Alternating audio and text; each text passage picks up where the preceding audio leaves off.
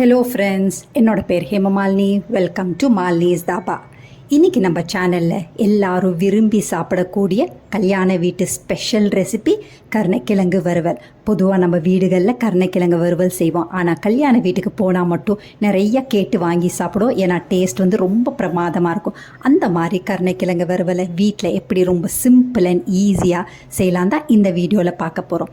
Video skip பண்ணாமல் பாருங்கள். அதுக்கு முதல்ல இது வரைக்கும் நம்ம சேனலை சப்ஸ்கிரைப் பண்ணாமல் இருந்தால் மறக்காமல் சப்ஸ்கிரைப் பண்ணி வச்சுட்டு பக்கத்தில் இருக்க பெல் பட்டனையும் ப்ரெஸ் பண்ணி வச்சுக்கோங்க. அப்போ தான் நான் போடுற வீடியோஸ் உங்களுக்கு நோட்டிஃபிகேஷனில் வரும்.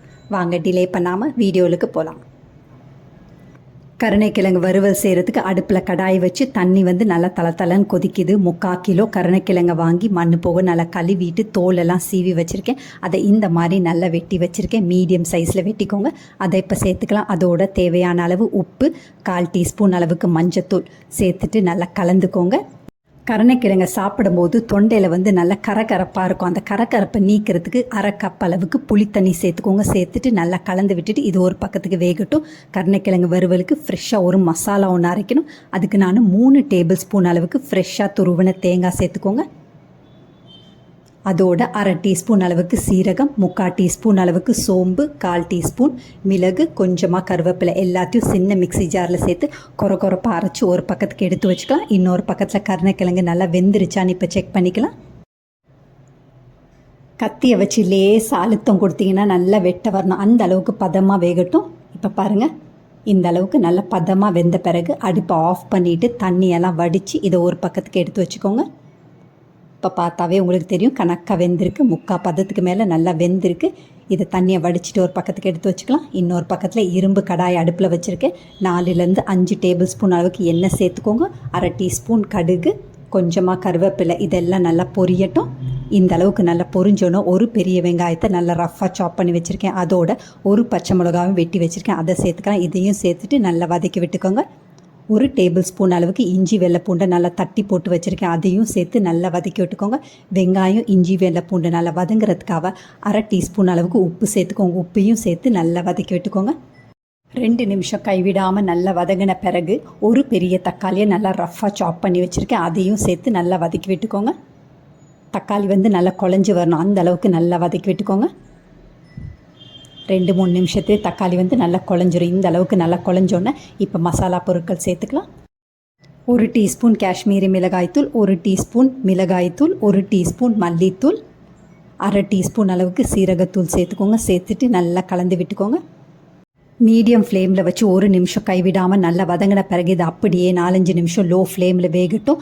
தக்காளியோட சாறு எண்ணெயிலேயே மசாலா நல்லா வெந்து வரும். இந்த அளவுக்கு நல்ல எண்ணெயும் நல்லா பிரிஞ்சு வந்தோன்னே நல்லா கலந்து விட்டுக்கோங்க. இந்த அளவு கலந்து விட்ட பிறகு நம்ம ஏற்கனவே கொரப்பாக அரைச்சி வச்சுருக்க தேங்காவை சேர்த்துக்கலாம். தேங்காவையும் சேர்த்துட்டு 2-3 நிமிஷம் கைவிடாமல் நல்லா வதக்கி விட்டுக்கோங்க. இந்த மாதிரி லேசாக நல்லா அழுத்தம் கொடுத்தீங்கன்னா தேங்காயில் உள்ள சாறு, அதாவது தேங்காய் பால் நல்லா ரிலீஸ் ஆகி இந்த டேஸ்ட் ரொம்ப நல்லாயிருக்கும். மசாலாவோட இறங்கும் போது டேஸ்ட் ரொம்ப நல்லாயிருக்கும். இந்த மாதிரி செஞ்ச பிறகு நம்ம ஏற்கனவே வடித்து வச்சுருக்க கருணைக்கிழங்கை சேர்த்துக்கலாம். கருணைக்கிழங்கையும் சேர்த்துட்டு நல்லா கலந்து விட்டுக்கோங்க. ஃப்ளேமை மீடியம் டு லோலியே வச்சுக்கோங்க. கருணைக்கிழங்கை வேக வைக்கும்போது உப்பு சேர்த்தோம். அதே நேரத்தில் வெங்காயம் வதங்கும் போது உப்பு சேர்த்துருக்கோம். அதனால் பார்த்து கவனமாக உப்பு கொஞ்சமாக சேர்த்துக்கோங்க. அதோட 3/4 டீஸ்பூன் அளவுக்கு கரம் மசாலா தூள் சேர்த்துக்கோங்க. சேர்த்துட்டு கைவிடாமல் நல்லா கலந்து விட்டுக்கோங்க.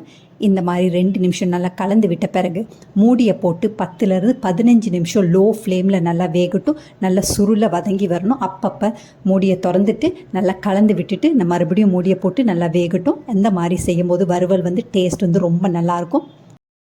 15 நிமிஷம் ஆயிடுச்சு. இப்போ பாருங்கள், கருணைக்கிழங்கு வறுவல் கல்யாண வீட்டு ஸ்டைலில் ரொம்ப பிரமாதமாக ரெடி ஆகிடுச்சு.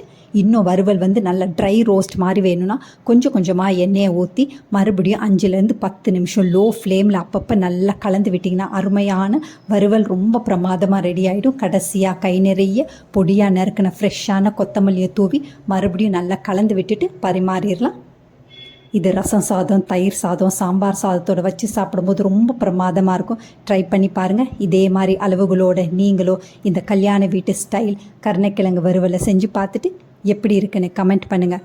பிடிச்சிருந்தா இந்த ரெசிபியை உங்கள் ஃபேமிலி ஃப்ரெண்ட்ஸோடு ஷேர் பண்ணுங்கள், லைக் பண்ணுங்கள், சேவ் பண்ணி வச்சுக்கோங்க. இந்த மாதிரி கல்யாண வீட்டு ஸ்பெஷல் ரெசிபீஸ் வேணும்னாலும் மறக்காமல் நம்ம சேனலை சப்ஸ்கிரைப் பண்ணி வச்சுக்கோங்க. தேங்க்ஸ் ஃபார் வாட்சிங் ஃப்ரெண்ட்ஸ்.